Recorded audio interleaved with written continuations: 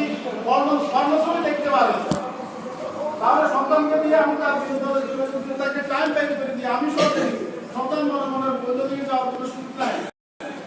কেন তদারকি এভাবেই করতে হবে সন্তানদেরকে। আমি যতটুকু পারতেছি সেটা না, আমি বিদ্যা হিসাবে ব্যর্থ হতে পারি, এটা আমার গর্ব করার কিছু নাই। কিন্তু আমার বিদ্যা হিসাবে দায়িত্ব যতটুকু আমি অতটুকু চেষ্টা করি। আমার সন্তান সবকিছু শেয়ার করবে মায়ের সাথে। সন্তান যদি কোনো অপরাধ করে, আমার স্ত্রী কোনোদিন আমাকে বলবে, কিন্তু সন্তানকে যদি আমি শাসন করতে যাই না। আমার সন্তান কোনো অপরাধ করলে মা হুমকি দেয়, মা বলবে তোমার বাপ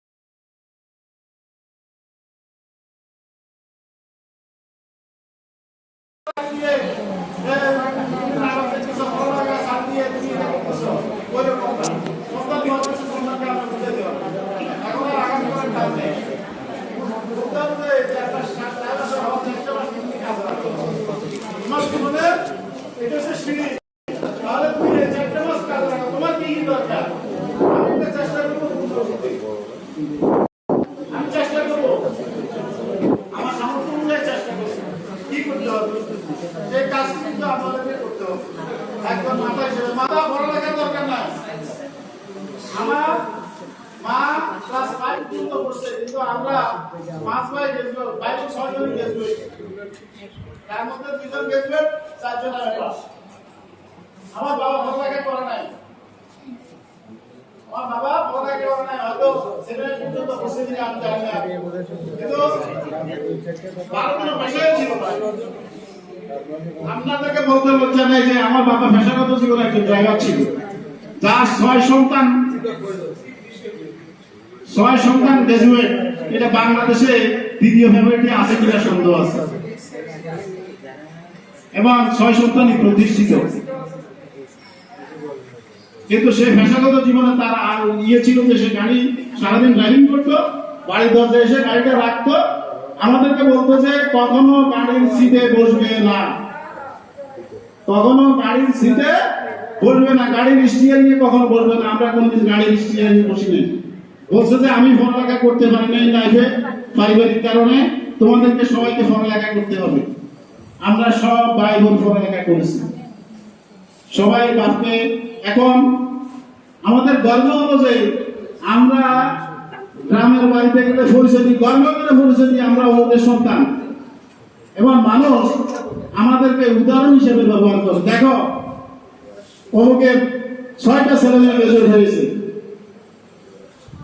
এই কারণে মা যে পড়ালেখা করতে হবে, বাবা যে পড়ালেখা করতে হবে তা কিন্তু নয়। আপনার ইচ্ছা শক্তি যথেষ্ট। আমার বাবার ইচ্ছা শক্তি ছিল যে সে নিজে পড়ালেখা করে নাই, তার সন্তানদেরকে মানুষ করতে হবে। সেই সন্তানদেরকে মানুষ করার জন্য সারা জীবন কষ্ট করেছে। আপনি যদি আমি পড়ালেখা জানি না, সন্তানকে দেখবো কিভাবে? এটা আমি আমার উদাহরণ কেন দিচ্ছি? আমার উদাহরণ দিচ্ছি যে আমি হলাম একটা জ্বলন্ত উদাহরণ। আমরা গর্ব করে বাবার পরিচয় দিই, কারণ আমাদের বাবা আমাদেরকে ওইভাবে মানুষ করেছে, সুসন্তান হিসেবে মানুষ করেছে। এবং আমার বাবাদের মধ্যে যারা পড়ালেখা করছে, আমার জেঠারা, যারা 1000 কোটি টাকার মালিক, কারো সন্তান কিন্তু মানুষ হয়নি, তাদেরকে কিন্তু এখন আর কেউ চিনে না, আমাদেরকে চিনে। এবং শুধু এটা না, আমার মার একটা ইচ্ছা ছিল আমার একটা সন্তান মাওলানা হবে, একটা সন্তান আলেম হবে, আমার মার ইচ্ছা ছিল। আমার একটা ভাই আলেম হয়েছে, সে একটা মাদ্রাসার ভাইস প্রিন্সিপাল, এবং সে আমরা গর্ব করে তার পরিচয় দিই, সবাই পরিচয় দিই অমুক মাওলানার ভাই, অমুকের সন্তান। সুতরাং পড়ালেখার জন্য আপনাকে পড়ালেখা জানতে হবে সন্তান মানুষ করার জন্য, তা কিন্তু নয়। সুতরাং আপনি মারা চেষ্টা করবেন যে আপনার সন্তানকে কিভাবে মানুষ করা যায়। সন্তানকে যদি আপনি মানুষ না করতে পারেন, আপনার সম্পদ কোনো কাজে আসবে না। বাংলাদেশের রাজনীতির ইতিহাস আমি যাচ্ছি না ওদিকে, বাংলাদেশের রাজনীতিতে দেখেন যারা হাজার কোটি টাকা অর্জন করেছে তারা কিন্তু এখন লাঞ্ছিত, অপমানিত হচ্ছে, পথে ঘাটে অপমানিত হচ্ছে। সুতরাং আপনার এই সম্পদ আপনার কোনো কাজে আসবে না, আপনার সন্তানই আপনার কাজে আসবে। সুতরাং আপনি